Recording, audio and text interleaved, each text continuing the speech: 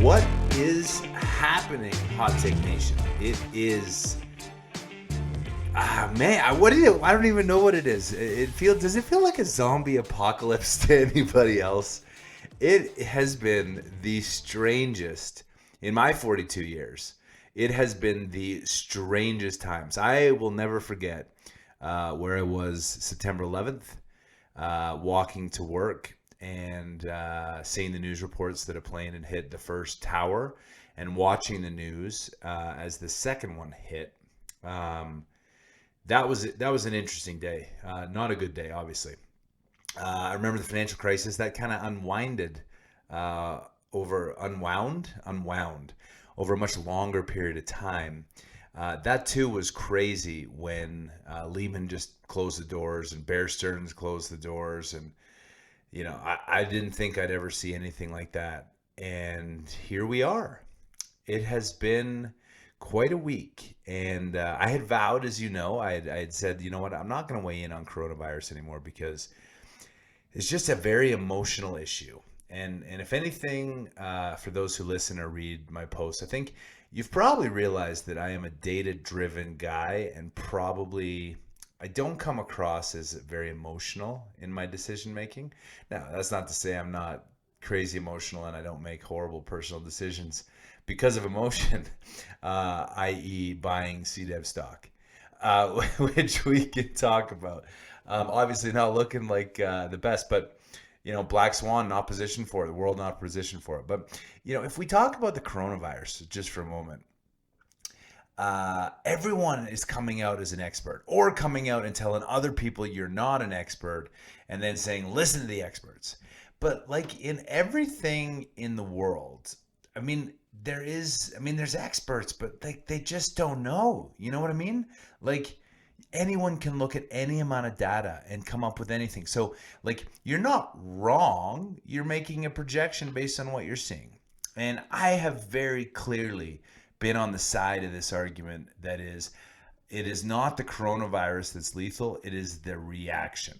Now, I've said that time and time again. I've given a lot of speeches and sort of said, look, up to that point, there were 45 deaths a day. Look at fatality rates. Nothing else really matters. And it just didn't look that bad. And then I used the stat that worldwide, year to date, from January 1st, according to Worldometer, which is a great website if you haven't looked at it, there's been 104,000 flu deaths. And at the same time, there's been 9,800 coronavirus deaths. And not that either of these numbers are trivial, but like they are 104,000 and 9,800. But it doesn't really matter what anyone's opinion is at this point. What matters is we have elected to react. And, in groupthink, I did a post on the Challenger. There's a great NBA case study where it repositions the data from the Challenger launch, and it makes it like an O-ring on a race car. And they knew that in colder temperatures, the O-ring might fail. And then there was a whole bunch of discussion, but they didn't want to delay the launch. So on and on it goes. And ultimately what ended up happening was they launched the Challenger. It blew up. And it was groupthink, which was the whole point of the case study, that sort of led to that. And so even though everyone had the data and everyone was smart, it's sort of like it snowballed. And I'm sure, regardless of what side of the argument you're on this, you have to believe, as I do, that this response has snowballed into what we're now seeing. And, it sounds like rumors are saying, we're going to go to a full shelter in place really across the country. Borders have been shut. For what period of time? Small businesses have been laying off. That is where we're going. And so, as I said, if we're going to go there, I don't personally agree, but that's just my opinion. It doesn't really matter. I'm not in charge. If we're going to do it, the whole stay at home unless your employer wants you and don't get in groups of 10, but we're going to close schools and then we're not going to close beaches, and we're going to continue to allow 30 people on a frac job in close quarters, or you can go to an office with 300 people if your employer keeps it open. It's just so incongruent. So, I know Bill Ackman has taken a huge amount of flack for what his performance was on CNBC. Again, I'm not advocating for anything, but I do agree, if we're going to do something, and that seems to be the compelling desire of the world, let's just do it. 15 days and just wake up April 1st and the world goes back to normal, and whatever happens, happens. Because there are second order consequences of this. Small businesses, millions of people, businesses that were appropriately capitalized. And there was a great interview today. I got to post a link to it on this, on CNBC Today, where the guy's like, this is 2008, where, CEOs were buying back stock and they were enriching themselves and they weren't prepared for a rainy day. And I get all of that.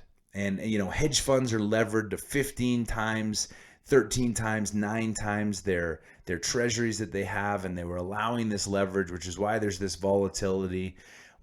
Okay, I can't disagree with any of that, but that is not the issue. The issue is we have hit a total black swan where we are responding by shutting down the economy of the world, and every business is capitalized for not shutting down the economy of the world. As they say, if you're hung, back in the old days when they hung people, it wasn't the fall that killed you, it was the quick stop. Yeah, that's what's happened. And so, now is not the time for us to talk about share buybacks, although those, arguably should have been paying down debt, and not to talk about hedge funds with 13 times leverage. Now is the time to figure out, how the hell do we recover from the loss of wealth, which is estimated at $4 trillion in earnings by retaliate today in the US and $12 trillion globally? How do we recover for that and make it up for the retirees and the people who collateralized their house to start a business, and the restaurants that just had to lay everybody off, and the psyche of this nation? How do we do that? Well, to me, shut her down, hang out, April 1st, full restart. Just go. Whatever happens, happens at that point. So I want to talk about stats, because I really think that data and data interpretation and data analysis is probably the most important thing that we can do at a time like this. And, to me, the big delta in terms of the deaths is we're counting these cases like we know. I have a friend whose ex-wife, we won't mention any names, but she got tested for coronavirus, was sick, was in isolation. It took 10 days for her to get the results of having coronavirus. I had another buddy on my golf trip who, when you look at the symptoms, he was really sick for 3 days, and then had all the symptoms and then recovered. All 12 of us were riding around in a bus, playing golf, hanging out, the whole thing together. None of us got sick. They talk about the millennials running around spreading the disease to everybody, and that they're making everybody sick because they don't know that they're viral loaded. Okay, yeah, that's what happens with a cold. That's what happens with the flu. 57% of millennials right now, according to an article, are afraid that they're going to die from the coronavirus, which statistically is just not even reasonable.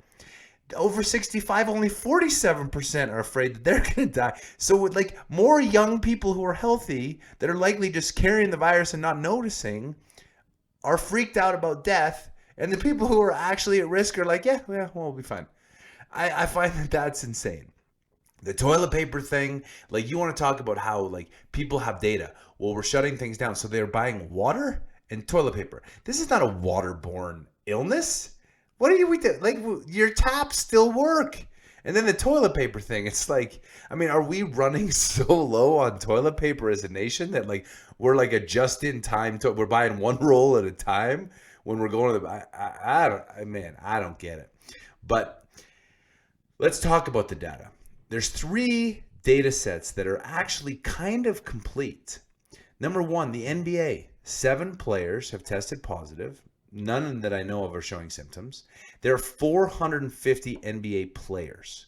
7 out of 450. That's about 1.5%. You apply 1.5% to the U.S. population of around 325 million. If you include undocumented, it's probably 350. Doesn't matter. That's 5 million people. By that stat, already have the coronavirus. 5 million. And so far, as of today, 160 deaths. 5 million, 160 deaths. Okay. members of Congress. Now, these are the old dudes, for the most part, that are actually at risk. Wouldn't that change the political landscape? Anyway, that's a totally different issue. 2 out of 435 members of Congress have the coronavirus. Now, they run in the communities, they meet their constituents, they're in the office, they're all doing the exact same thing, and 2 of them have it. So, again, apply the statistics, scale that up to the entire population. That means 1.5 million Americans have the coronavirus right now. 160 deaths, 1.5 million have the virus. Let's go to the most extreme and most conclusive of all of this. That's the Diamond Princess social experiment gone horrifically wrong, where a passenger gets off, finds out they're sick, they tell the boat, they quarantine everyone, the boat's like floating from bay to bay and no one's taking the boat, no one will accept them. And of that, there were 3,700 passengers and crew locked in a cruise ship, which has to be like the viral petri dish of all time. And air conditioning, like food being traveled, like people are hooking up probably. Like, who the frick knows what's going on that cruise ship? But that is a locked down cruise ship where we kept everyone there. 700 out of 3,700 got infected. So percentage-wise, that's like the 20% we're talking about. So when people say 70 million Americans might get infected out of 350, use that as a stat. Okay, interesting. But of those 700, 7 died. 7 died. 7 died. 1% fatality rate in a closed system. So there's 3 data points that show a lot more people have it. And even in the closed system where it is older, more retired people, where we locked them in a virus-infested cruise ship and only 7 died. And so you scale that and you scale the overwhelming of the healthcare system. And that's what everyone's panicked about. Flatten the curve, flatten the curve. We're not talking about like stopping the deaths, really. Okay, if everyone shows up at the hospital, the system's overwhelmed. But what is happening to the financial system? Like, what is happening to the trillions of dollars of wealth, the businesses where people collateralize their house to open a restaurant as their lifelong dream after saving for all these years, and then because of one small event over 3 weeks, boom, bankrupt? How does that help our economy? So we talk about the systemic risk, personal risk, fatality rates, 1%. Again, I don't want to keep saying this number, but I just feel like we have to look at the data. 2.7 million Americans die per year. 2.7 million Americans die per year. The life expectancy of an American male is 78. I think I have that right. 78. In Italy, where the cases are going crazy, even with the medical system massively overwhelmed, the average age of the deaths are still 80. That is when people die. When people die, they die of things like viral pneumonia that they get from the flu, or the Norwalk virus, I think, norovirus, or like tripping getting out of the shower. Like, that's what happens. That's what happens. So I understand that there's all these policymakers that have to come out and say, save the people, save the earth, save the people, save the earth. Okay, cool. If we're going to do it, shut down everything. Shut down the market. Shut it down. Shut it down. 15 days, restart, take our chances. That's where we're at. I'm just looking at the data. I'm not trying to be a dick. I don't want people to die, but people die every day. 151,600 people on the planet Earth die every day. Okay, let's talk oil, because man, it is hard to be an oil producer. I was on CNBC earlier this week, Fast Money, and cool. I've been chatting with Brian Sullivan a little bit and just sort of going over the whole data. I don't think people are really coming out and saying this totally, but if you use any estimate, we're probably down 20 million barrels a day of oil demand. Doesn't really matter what the actual number is, because it's going to be a while before we figure it out. But we're like literally shutting 64% of the crude oil, the 100 million barrels a day that is burned every day, 64% of that is in transportation of goods and people. If we are shutting down international travel, international goods, shutting down economies, shutting down internal driving, I mean, that's got to be 30%. You put 30% on 64, boom, 20 million barrels. The world produces 100 million barrels and no one has shut in. So people are like, why are oil prices falling? Because there is nowhere to put it. Once storage is full, there is nowhere to put the oil. Therefore, there's no buyers, because the buyers are like, well, I could take a barrel. What am I going to do? Put it in my swimming pool? That's not going to work. I don't have any tanks because all the tankers are filled up. So like, there's no more room. So like the price goes to zero, which means 20 million barrels a day has to come off the market. Has to. They will be shut in. U.S. producers are fighting it because, I have debt, I have this, I have that. You know what? Everyone is screwed anyway. Everyone technically is a zero. It doesn't matter if you're in the airline business, hotel business, restaurant business, oil business, Nike business, like every business. There's no products being sold right now. There's no guidance you can give. There's no income. So if the banks want to foreclose everyone, I guess like all shareholders are wiped out, we start again. I mean, we restart the whole world economy with everyone at zero. Or banks say, I don't want to own every oil and gas company in America as well as every restaurant and every hotel and every airline. So we say, look, we need like a 365-day reprieve, but we got to shut in our production because there's literally nowhere to put it. I'm not trying to be cute about it. There's nowhere to put it. On top of that, companies do have some cash flow, and their bonds are trading at sometimes like less than 50 cents on the dollar. So shouldn't you be using your dollars to buy back debt that you know you're going to pay anyway at a massive discount instead of drilling wells and completing wells in a world that doesn't need more oil?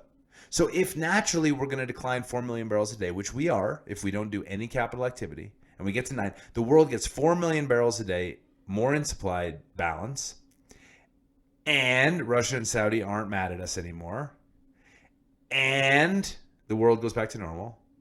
Now the world's undersupplied, crude goes back to a normal level, and then like we kind of go back. But we're like keeping budgets. We're like, oh yeah, we're going to be mostly flat production this year. We're only going to come down to our maintenance capital. We want to keep production flat. No, it doesn't make any sense to be drilling wells at 30. It does not make any sense to be selling barrels at 30. And more importantly, governments and landowners and royalty owners should be pissed right now. Because what I'm doing is I'm taking a barrel that I can't sell because no one is consuming it, and I'm selling it into some marginal storage financial player's swimming pool. So let's say I sell them 10 barrels at $20. My royalty owners get the $20 price. And my state governments, ad valorem, severance, production taxes, all those things, they get the lower value. And then my shareholders get the lower value. And you know who captures that? Is the person with the swimming pool. They just sit on the oil for 6 months, and then when oil's not 20, it's 30, they take their $20 barrel, sell it for 30, they make $10 of profit. No royalties, no taxes, no supporting school systems, no supporting the companies. They just make a financial profit. And those barrels that they put in the market delay the price coming back to a place that makes sense. The best place to store a barrel of oil is in the reservoir that it exists. The fastest way to identify what wells to shut in is you take the 4 million barrels a day that came on in 2019. They're all new wells. They're all going to come back. Shut those in. How about shut in the wells that are already flaring? Why are we flaring in this world? Makes no sense. We know the world is oversupplied. We know we're going to have to shut in. What are we resisting? So that's why I've written a white paper. I've been circulating it to Senate, trying to get in the White House to talk about the 3 things that we must do. Number 1, the federal government must order all federal leases to be shut in. That would be about 2.8 million barrels a day, including the Gulf of Mexico. In exchange for that, producers would A, get a 2-year automatic extension on all their federal leases, and B, their covenants, which govern their loans, would be covered by the government to ensure that they don't default for a period of time, let's say 2 years, so that they're encouraged to rebalance the market. If the federal government does that, I think the state government follows. Number 2, we implement a $35 per barrel tariff on every imported barrel, excluding Canada. North America is in this together. And that $35 is used on the 7 or so million barrels a day we import to feed our refineries. We shut down exports so that we're not feeding low price barrels into the world. That'll help rebalance the world and keep America's barrels in America. That $35 tariff can be used to pay for oil field services, hourly services, all the furloughs, all the work, the workers, the midstream guys that no longer have jobs, to help pay unemployment benefits for an extended 3 to 6 month period of time, to help them transition into a post-coronavirus world where demand goes back and the world goes back and jobs come back and everything goes back. Because make no mistake, the U.S. is going to decline now and be a 9 million or smaller barrel a day oil player. That's what Saudi and Russia have done. That is just what they've done. So we are going to lose that employment. We're going to lose that activity. We don't have the financial capacity to support it anymore. There's no more debt available. That's what's happening. So let us use the tariffs to help transition people, support people, give benefits.